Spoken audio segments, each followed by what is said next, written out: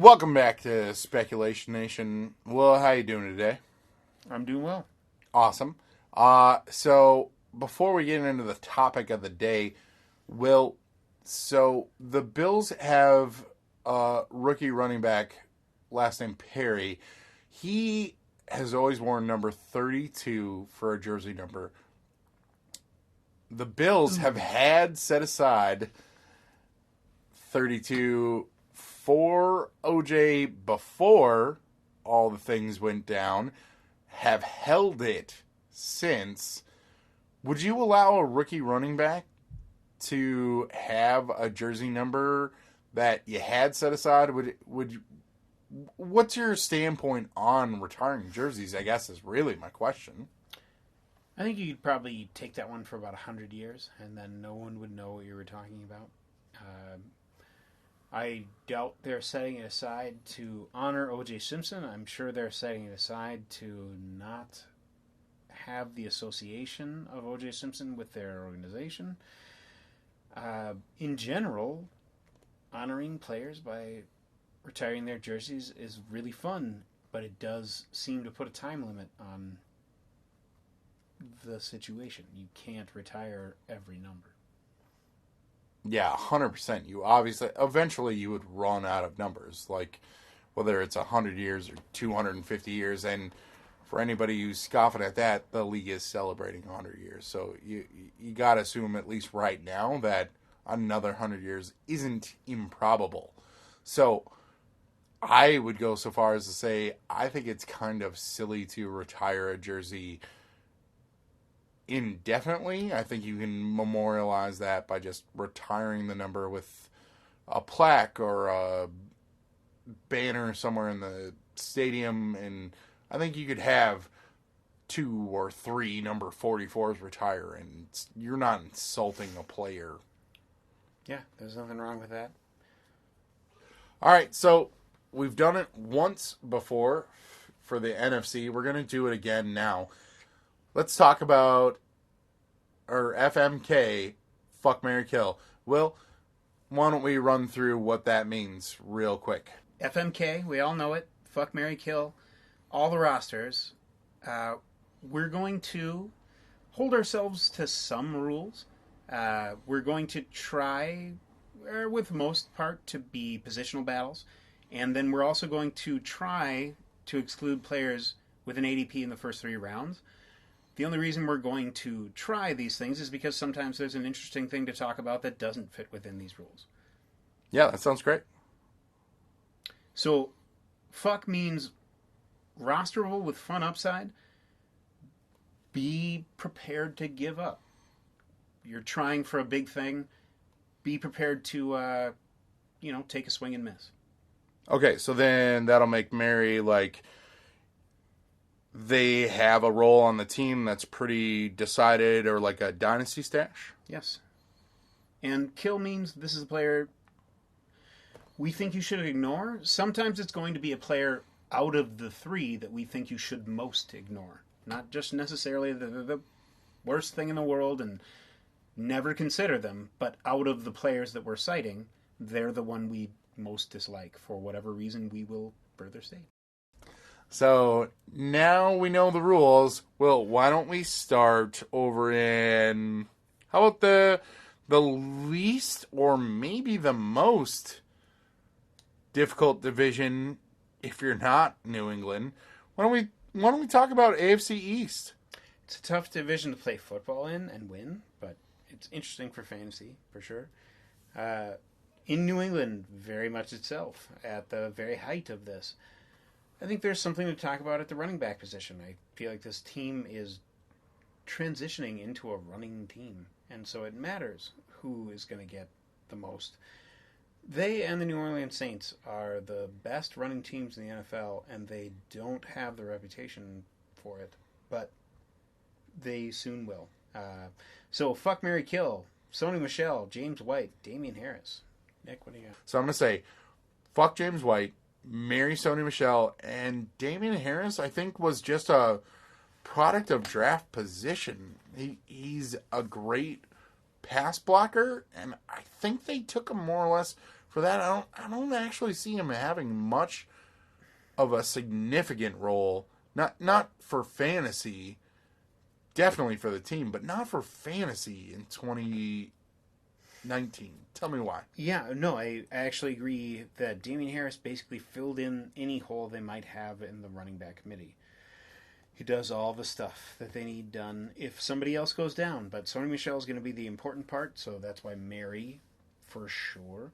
And then James White is kind of fucked because who knows who they're going to throw to. They might not have anything to throw to besides James White and Julian Edelman. These are the only two things that are reliable in that offense. Yeah, N'Keal Harry is just too unknown as a rookie and came out of the combine with such a high praise of his run blocking skills that I can't count on him right away. So I couldn't put him in this category. No, and it makes sense not to. And James White, the reason that fuck makes sense is because be done if it's not working. Like, just there's no reason to expect it. Like, if everything that New England wants to have happens, James White's role will reduce. So all you're betting on, I like that take a lot, actually. Yeah, if all you're betting on for James White is that things don't go the way they want, and if they don't, then James White will have to remain involved. So sticking with running backs, another running back situation I think might be one of the most deserving FMKs here. Buffalo Bills. We've got the incumbent in LaShawn McCoy, the veteran challenger in Frank Gore, the clear upside pass catcher of TJ Yeldon, or the not super known, kind of small for a running back, but still exciting, maybe electric Singletary. I'm not entirely sure what I would do here. Will, do you got a lead for this? Because I'm not sure. I do think that Singletary is probably the third most popular running back in your... Well, third. No. I'm just taking Josh Jacobs out of it. Fourth most popular running back.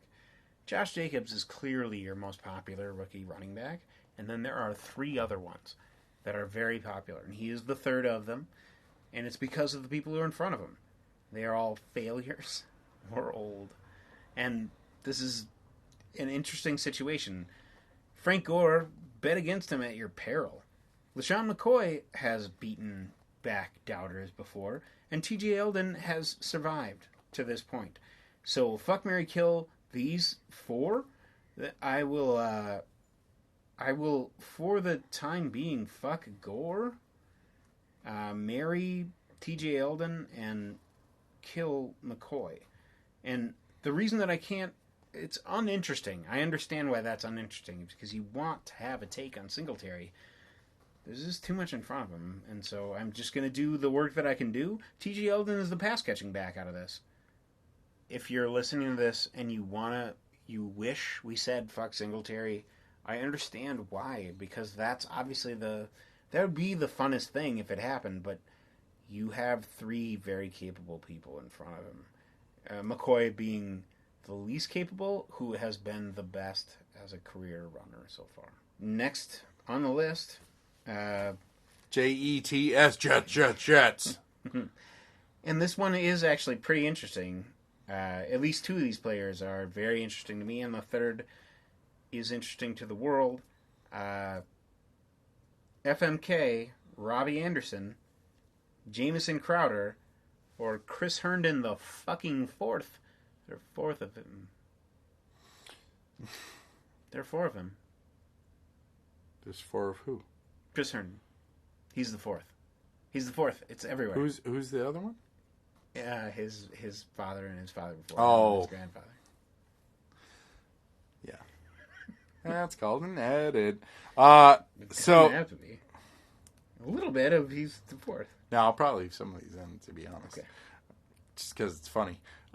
So yeah, FMK, Robbie Anderson's got to be my M. I think Herndon. Yeah, for sure. Yeah, I think Herndon is my F. Yes. Herndon's got upside. You guys are just going to keep hearing me say the tight end pool is shallow. It does not take a lot to make But waves. it's not that shallow. He's a second tight end in most drafts. I think he In might most have drafts. first end upside. Yeah, because, exactly. Right. That just leaves me with a changing teams. Jamison Crowder with a young quarterback, and Le'Veon Bell came to town too. That's another pass catcher which didn't make the cut for this criteria, but I'm just not sure there's enough balls for him. So that's a K for me on. Yeah. I mean, he's the easy K. Right. All right. So last team in the division, we're gonna talk about the Miami Dolphins. I'm sure a lot of you are thinking wide receiver right here, but nah. We're talking about the running backs I here. doubt they are. Nobody likes the wide receivers. You're the only person who likes Kenny Stills in the whole wide world. I do love me some Kenny Staple it. Stills. We're talking about Kenyon Drake. We're talking about Kalen Balaga. We're talking about Chandler Cox. Is there room for all three? Is Kenyon Drake just the man? Is where the did you guy stand? who's actually named Kalen Balaj the guy? What did I say? Balaga? Yeah. Just so you know. All right. I'm not trying to be... Yeah. I'm just This letting one's you know. definitely staying in. We're definitely not Okay. hitting this one. I don't know who's making it out of here, but I bet it's not Chandler Cox. I don't know, man. Stranger things have happened. This is actually a committee situation I would watch closely. I am not entirely sure that Caleb Balaj is not to be discounted. I think he is definitely going to be the 1-2 down back, short yardage, goal line. And then Kenyon Drake's probably still going to be forced into that Kenyon Drake role that Kenyon Drake is sick of. But the coaching staff is there to win football games, and that's not really their problem that you're unhappy. We'll see what they decide. I mean, it really is between... So, on the FMK, the only reason that it makes sense to adhere to that format at all is because I do think you can give up on Balaj if he doesn't basically take Frank Gore's role. If he doesn't just do that, then Kenyon Drake gets it. And, I mean, that's who we were marrying probably in the first place. And so Yeah, but you're looking at the beginning to see whether or not that happens. Yeah, but sidebar, if that does present itself as the case, wherever you have Kenyon Drake right now, if coming out of training camp, it looks like they're going to just use him as like a all-purpose 3-down back, how far up your draft board does he fly? Like, because for me, this is a player that I'm not really hyped on, but if all of a sudden I heard like, nah, he's our 1, 2, and 3 down back, he would actually go real high, real fast for me. He would probably might crack my 13 to 15, maybe even 12. Oh, I don't think that even if he gets all that job, he would quite get to that for me. Whew. But he would definitely get up into around the 5th round. All right. Because I think there's risk built in. And so if they said he was all that, you would still... All right. Well, the sun rises in the east. Let's move over to the west. Let's talk about Kansas City and their running back situation. Slick transition. Let's talk about Kansas City's running back situation. You're Will. going to have to tell me about Darwin Thompson. I can do this. Damian Williams is by far and away my fucking Mary. I guess if you're going to... I'm not killing anybody, but Carlos Hyde to me is a clear backup. And Darwin Thompson, you're going to have to tell me why that matters. All right. So, this is the case. I agree. Definitely fuck Damian Williams. I was a fan of his towards the end of the season, but the Chiefs' offense seems to have found itself a bit in a spot of turmoil. Their number one running back going into last season, gone. Looking at their running back situation, it seems very important that they get this right, which is why they went out and added Carlos Hyde. I like Carlos Hyde as a player. I just don't think he was brought in to maybe be the main guy. I definitely don't think he was brought in to be a main guy. I actually think this is a situation that's in jeopardy of becoming committee between those two. Now, I like Darwin Thompson as like a stretch player.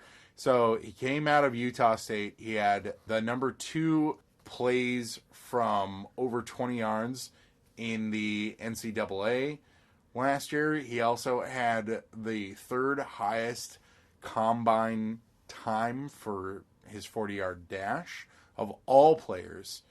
So he seems to fit the mold well. He's a great pass catcher, or at least he has great hands. Working at Utah State, kind of actually hard to know if he has great hands, but all signs point to the type of player in an Andy Reid offense, if I'm trying to comp just, most shiny upside. If he was Westbrook, similar build, similar slate of stats, this would be almost an ideal fit, and I could see him giving at least a run for the money on 3rd down work, and if any kind of injuries or anything happen, this again is a guy that you can get way late in your draft that might have a huge upside. Of course he could, because he's the backup to Damian Williams, and whoever is the starting running back in this offense is a huge thing to have. What it sounds like is what they drafted was another Damian Williams. I'm not shouting from the rooftops. So who do you think will win the positional battle? Damian Williams or him? If they all stay healthy, I think that Damian Williams will do 1-2 work and get about half 3rd down work. I think they will work Darwin Thompson into the offense. So I dare you to fuck or marry anybody but Damian Williams. All right, then I marry Damian Williams, but I fuck Darwin Thompson because I think he could be their answer to a Tyreek Cohen. So you heard it here first. We kill Carlos Hyde. Yeah. But did we or did San easy. Francisco? On to Denver. Cortland Sutton, Deshaun Hamilton, Noah Fant. These are interesting to me. You got to lead here because I have really strong opinions. Okay. I'm going to say it's kind of interesting because what might happen is the same exact take without strong opinions and with strong opinions. I'm going to say that Deshaun Hamilton is my marry. Noah Fant is my fuck and Cortland Sutton is my kill. Oh, it is the same. Right? Oh my god! I really thought this was going to be controversial. Without strong takes, though, I don't have. I only wanted to convince you, but yeah. I would like to think that our 2 heads are convincing this 3rd head listening to us right now. So, sure. No, this is great. Yeah, Noah Fant could be a seam-busting tight end. I'm entirely on the same page as you. And give up as fast as you fucking can. Yeah. Like, as soon as it doesn't work, because it's not gonna... tight ends don't work. You're gonna draft Noah Fant as a 2nd tight end because it's fun. Exactly. And if it all works out... works out, great. Trade a tight end. Fuck it in a minute. It's a easy thing to bail on. And Hamilton is my favorite between those two. Like, it's not even close. Cortland Sutton was a product of situation. Hamilton had beaten him out last year in training camp and got hurt. That's the difference. Cortland Sutton, the only argument for him is draft capital and reputation. But he's already been beaten. If you've paid attention to Denver, he's already been beaten. And so just believe he's been beaten. Like you should with Peyton Barber and Ronald Jones. He's already been beaten. If you listen to the NFC side of this, and if you haven't, you should, but Rojo... Just believe what you see. No, Rojo is... We've rebranded. What should we believe in Oakland?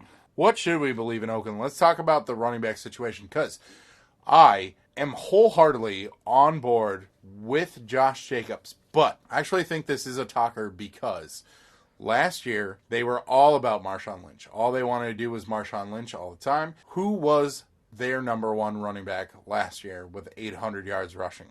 I have to guess that it was Jalen Richard. No, it was Doug Martin. Oh, well, yeah. So, Doug Martin is returning as last year's leading rusher after trying to retire. That makes so much more sense. I really kind of wanted it just to be the next most desirable one.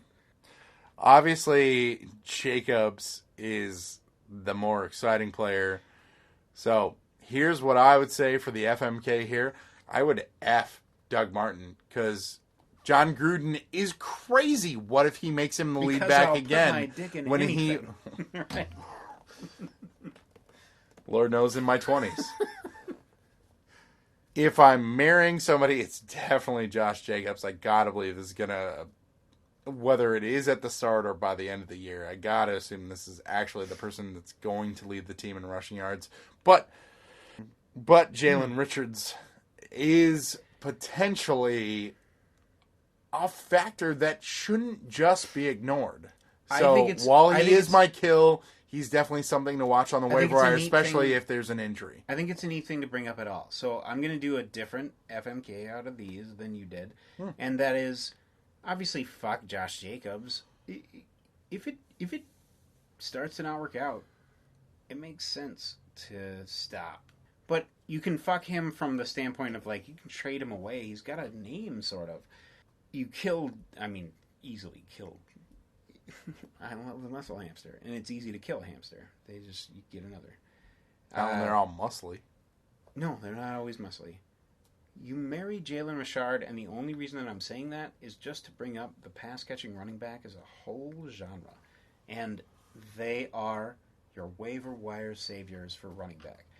Jalen Richard is a good example of one that you can pick up. They'll always be there. There's always going to be one.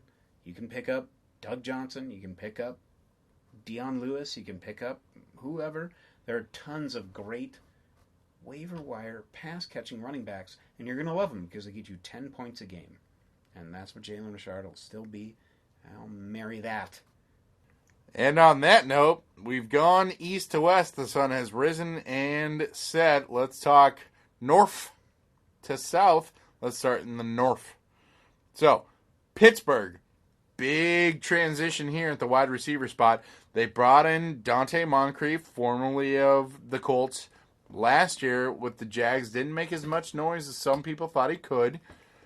Now, there's also with Blake Bortles? There's also James Washington, who is everyone's hopeful in the next line of Pittsburgh replaces you, great receiver.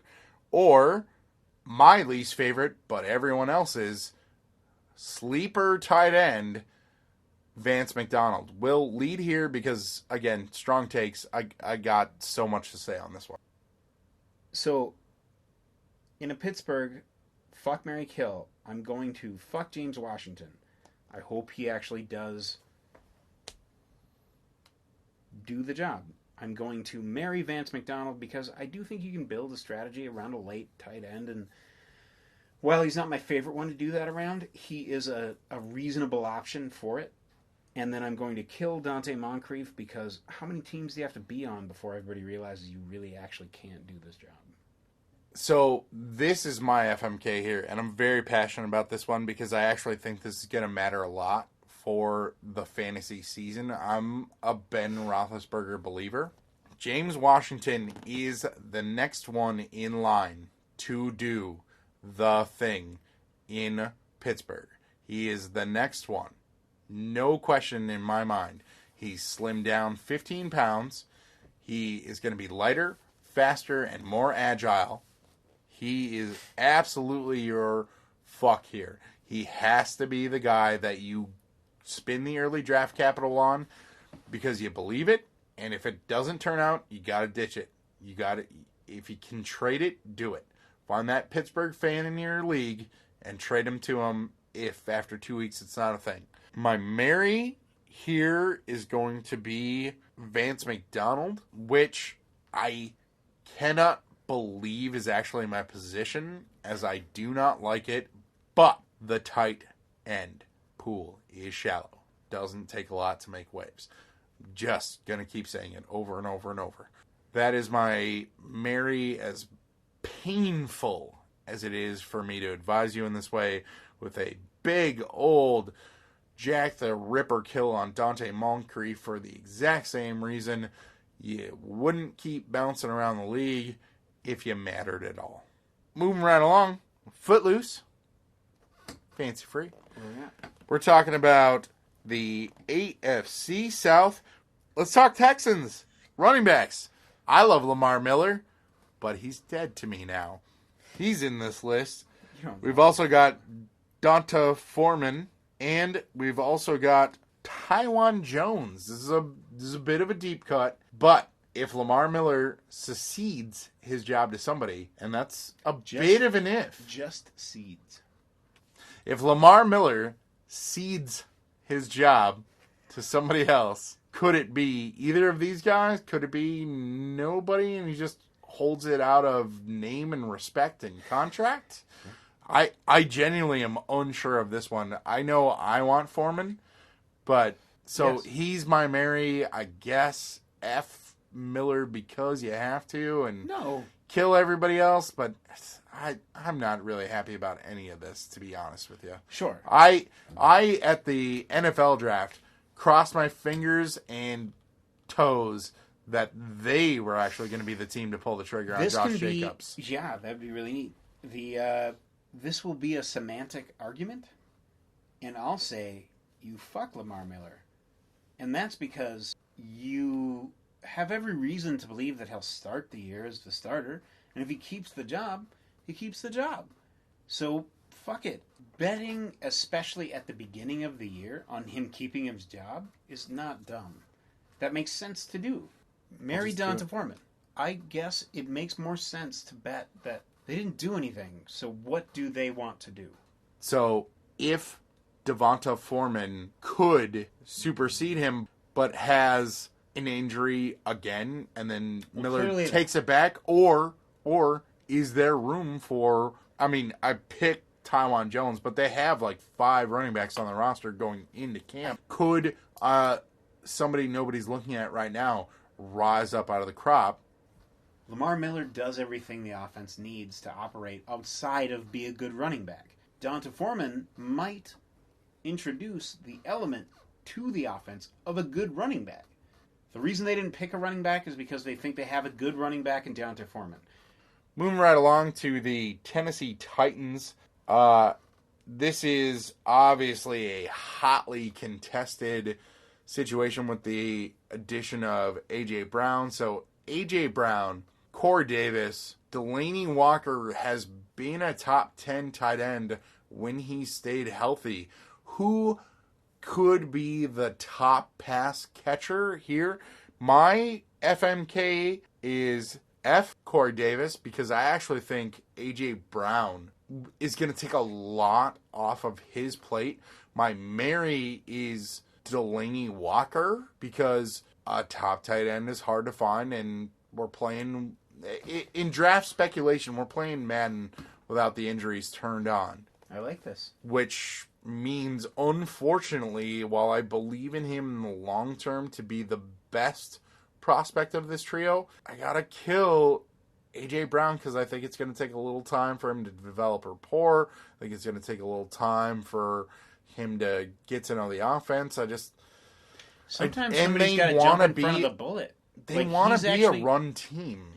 Well, and he's going to do the work that lets these people do better work. Yeah, and I think he's going to pay for it with his rookie year. This is Hines Ward. You don't understand. His 1,000 yards and 6 touchdowns are worth everything. More. Right. Yeah, because it's the key to a Super Bowl. So, as an aside, like we did Pittsburgh and then none of the rest of the North. Oh, fuck. Just edit it. But I mean, I will. Yeah. But just to let you know. Yep. Didn't realize that happened. Well, let's just finish the South, so yeah, sure. Double back. Sticking with wide receivers in the South, Will, what do you think about the wide receivers in Jacksonville? We're talking about D.D. Westbrook, we're talking about Marquise Lee, and my guy moving over from Kansas City, wish he'd stay there, my guy, Chris Connolly. Let us remind the viewer that we're talking about everything drafted after the first. I mean, we're digging deep, and so our F, Mary kills on this are not things that we're building our teams around. No. This is all about, like, So when what I you're say doing marry when you here, move beyond. exactly. And so when I say marry here, I mean I kind of think it's going to be a real thing. Fuck is Marquise Lee because he's ever had a moment or two. So He's also take a chance, definitely be like, the established veteran there. he is sort of the established veteran. Yeah, sure, I'll take that. So fuck Marquise Lee. D.D. Westbrook is who I marry because I think it'll be a real thing. I think he can really use it. Like, it'll matter. And then I'll kill Chris Conley just because you're bouncing. So finally, that brings us around to everybody's favorite sexy pick in the AFC South. Let's talk about the Colts wide receiver group as well. Let's talk about the newly signed Devin Funchess.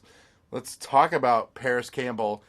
And in correlation, what does that mean for Eric Ebron and or Jack Doyle if We could Doyle hits your change it. radar? But Ebron was the good one last year, so it makes sense to make him part of it. Double-digit touchdowns out of a tight end. I mean, Double-digit touchdowns, huge has yardage. to- He was yeah. awesome. yeah, it has to Right. be respected.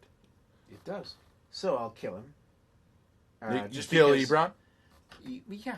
Oh yeah, Doyle- no, I Jack kill him Doyle too. I takes kill him half of too. It's Yeah, over. yeah. Ah. If Jack Doyle stays healthy for the whole season, it's the best case that it's a split between the two. Out of 3, marry Funchess at his ADP because you never have to pick him. He actually goes undrafted, generally. So If Paris why Campbell you didn't pops marry him. off, be glad that you spent that low round pick, and you're not going to do anything. You're not going to do anything more with Paris Campbell than you always were. He's going to go where he's going to go. You were the guy who took him where he went, if you did it. The Baltimore Ravens obviously have a huge hole at wide receiver. What is filling that? I'm going with some sort of combination between Willie Snead, their top receiver last year, and the 2 rookies. Marquise Brown, the number 1 selection, and Miles Boykins. I'm not really 100% sure what to make out of this situation. If I was FMKing this, I would which we F. are doing. I would F. If you were, you would do what we're about to do. I would F Brown because Yeah. We all get to do our things. well, just rookie wide receivers are not often explosive. I would probably marry Snead only because last year he was the number 1, so you got to assume there's a little bit of rapport with Lamar Jackson. You got to respect that a bit. And while I'm going to say kill Boykins, I just mean like that's a waiver wire watch unless something Yeah. Out busts of out the of 3, camp. you're killing him. Yeah. Out of the 3, you're killing him. And I think I'm marrying Snead for the same reason that we tried to marry Larry Fitzgerald before. It's just, you're the safety valve, and Yeah. you're going to do that work. They don't have a great tight end. They don't have something necessarily to do that's safe for the quarterback. Hunter Hurst could come into play as far as a option for a pass catcher here, but Could. I see them using him more blocking and not enough that he could find himself in even the top 15, which makes him undraftable to me. I'll happily fuck Hollywood Brown here, and it's because they are the rarest thing in the NFL at this point where they may actually draw the secondary in to try to stop the run, and he is awesome after the catch. Super fast. I understand that he's small, but the whole point is that they're going to get him out there like a jitterbug to just mess with the secondary.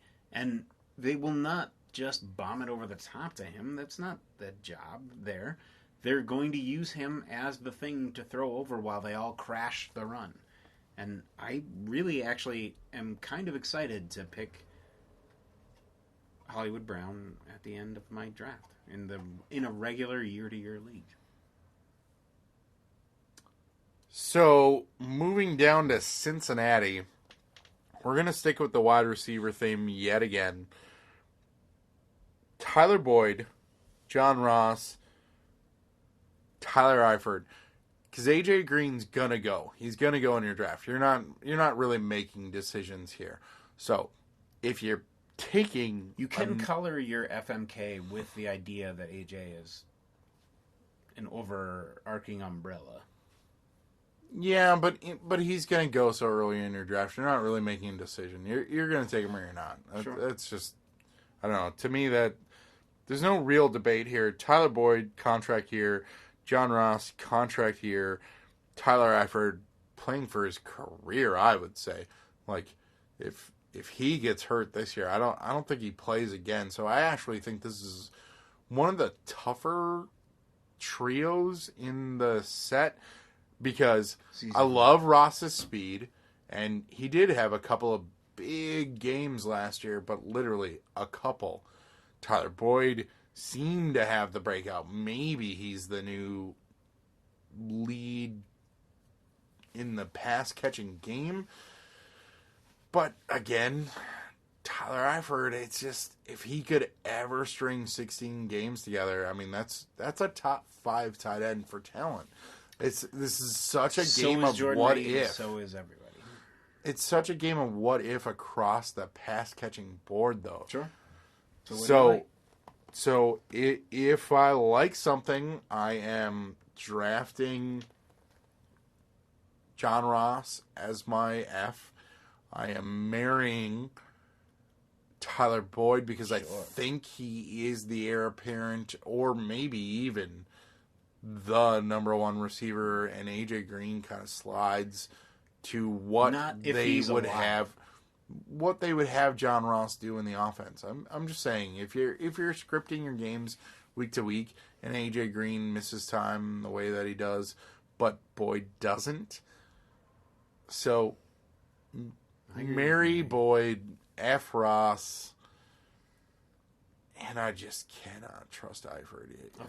Kill Eifert. At this point, does he even have a full season of games played in his career? I don't know. He probably has like a season and a half, but Right. man's been in the league for like 8 years. So I want And to he's built his name on 2 good seasons. FMK them again. I kind of want to fuck CJ Uzma. Like, I think he'll be the tight end. And so Tyler Eifert doesn't really factor in for me. I'll kill John Ross, and I will marry Tyler Boyd. Yeah, Mary Boyd. Boyd's really the only thing outside of Green Tyler that Boyd I would even want. in the 6th round seems like, well, why don't you want a floor? You can swing high other places. He is a floor. He's going to get 1,000 yards and 7 or 8 touchdowns. Yeah, 6 to 8, somewhere It's really in there good. for sure. So that 6th round wide receiver, like, that's as bankable as it gets. When you take your boom bust early wide receiver, this is a perfect complementary wide receiver.